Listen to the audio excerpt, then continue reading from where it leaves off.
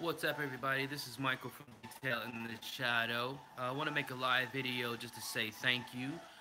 Um, Thanks for all the love, the support. It's been a really nice year.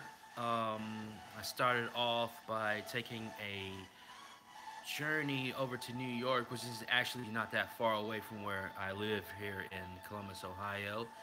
And I did a little bit of street photography. I was able to visit B&H Photo Video. I was able to visit Adorama. Stayed in the Bowery, the Chinatown to be specific. It was a real fun adventure, and that really jumped it off.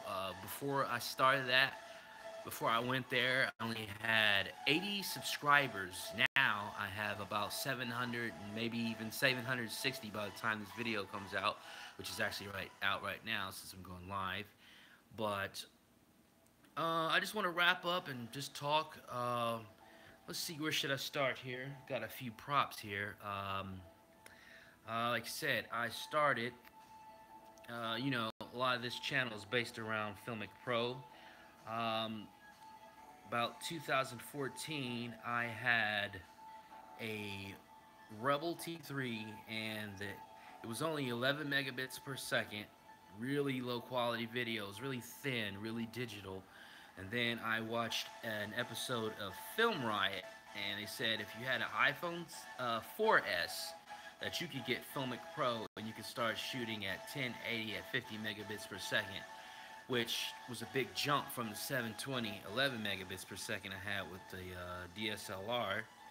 So I started shooting a video. I have a video now that has over 40,000 views, which is pretty good because, like I said, at the time I might only had like 10 subscribers. So, and if you are starting a YouTube channel, just keep going. That's the best thing to do. Just keep going. And yay, thank you. Love you too. And so I went from the 4S and I got a 6S, which I'm broadcasting now. And FiLMiC Pro has come so far, so far. I mean, 4K at 100 megabits per second. I mean, there's cameras that cost 5,000 that don't do that. So, not bashing those cameras, but I mean, it's made high quality video really accessible. I mean, just 10 years ago, if you were shooting at uploading videos at 360p, it was amazing. So we're at 4K. Like I said, I brought you guys, like, I'm finding out a lot of this stuff too, like Shotcut, which is like the best video editor ever because it's free and it's the full deal. It doesn't restrict anything. I had other free video editors, but you can't do 4K. You can't choose your own bit rate. You can't choose your own dithering. Like I said, go check out some of those new Shotcut videos because they're very amazing. I mean, I'm rendering down the FiLMiC Pro at like 190 megabits per second, which is like overclocking it, overshooting it. But once you see the results, it's like, wow. So, you know, I would say one of the next things I want to do is like start getting some actors, but we'll get there. I've been writing scripts, writing screenplays. I'm really into westerns. That comes from my grandfather. He used to tell me about how they used to go see westerns, and it was just amazement. And I was able to go see The Hateful Eight in Las Vegas in the full 70 millimeter, the 2.76 to 1 aspect ratio, which is one of the aspect ratios I shoot my videos in. Check out FiLMiC Pro. Check out my video on aspect ratios because it's really cool. Really cool. Another thing I want to try is that Moondog full anamorphic adapter. Looks really cool. That's one thing I got scheduled for 2018. I want to take some more trips. That really, like I said, that really jumped it off. That's really jumped it off to go travel. I'm a traveler anyway, so that's it. And I made a video. One of the biggest tips I could give you if you want to shoot FiLMiC Pro, you need one of these. Just a simple external battery, because You know, this is a phone and it really wasn't designed to move 100 megabits per second, but keep your power up with these. Buy a few of them if you can. I normally walk around with two when I'm out shooting, so that's one of the biggest thing. Now I'm going to talk about my fine arts photography side, because that's actually what my degree is in, and I'm self-taught when it comes to all the cinematography. I would like to nominate the Cinestill family of film as the film of the year. If you can get this in your country, and if you can get it, try it out, and if you like to shoot film, try it out. It's this is the 50D, and the 800T is gorgeous. It's like really bringing back interest in film. So I shot some, and as you've seen, I shot some in New York. I shot some around here town in Columbus, Ohio.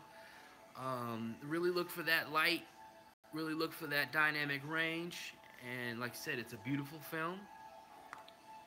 And let's see, I tried to do a couple of giveaways this year. A couple of them were successful. A couple of people didn't come through, so I may have to run it again. Think about what I'm going to do when I hit the 1,000 subscriber mark, which help me out, guys. Share this, tell a friend so I can get to that 1,000 mark, because really the only thing I intend to do with anything here on YouTube is to make videos and bring them to you guys, because you know, I like spreading knowledge, and this is all a journey and a learning experience. Let's see, I found a couple cameras. I got this Fuji camera at a swap meet. It is a film for $2, but I haven't used it yet, because I will confess that the batteries are $8 a piece, and it takes 2 of them, and I haven't really had the spare money to buy $16 worth of batteries for a $2 camera. So I might have to think about what I want to do with this. Like I said, stay tuned, tell a friend, and we'll work something out. One of the funnest cameras I was able to use was, I'm a big fan of Minolta cameras, and just the old-fashioned film point and shoot. You know, it has an f2.8 lens.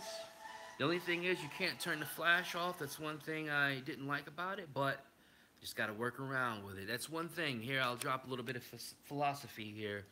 Creativity is based off limitations. All creativity is based off limitations. If you don't have limitations, you'll never have a reason to be creative. So keep it going, and if you have limitations, figure out how can you use those limitations to be creative. And my old workhorse, that is as old as me, is what I shot all the Cinestill that you see on my channel. It is the old Minolta X370, and I made a video on how to hack, how to never accidentally open up an exposure film by using that little slot right there to put the film tab in. And one thing is starting to go is my, let's see, can I get it on there for you guys? Let's see, turn it around.